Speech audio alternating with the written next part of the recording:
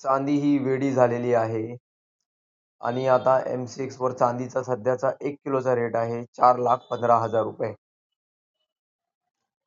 मी जेव्हा आका तुझ्या तिकडे आलो होतो त्या दिवशी चांदीचा रेट होता 2,95,000 रुपये, 3,00,000 रुपये. तर ह्या जवळजवळ 15 दिवसामध्ये चांदी 1,15,000ने वाढलेली आहे. नॉन स्टॉप चालली आहे. लोक बोलतात की चांदी 10,00,000 होईल. ऍक्च्युली चायनाने काय केलंय, चायना रिफायनरी करतं, चांदीची रिफायनिंग करतं.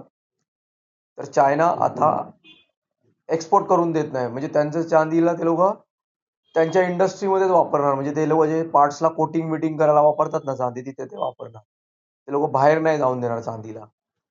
त्याच्यामुळे आणि आपल्या भारत सरकारने आणि वेगवेगळ्या देशांच्या सरकारने सोनं आणि चांदी मागून ठेवलं लंडन मेटल एक्सचेंज मधनं.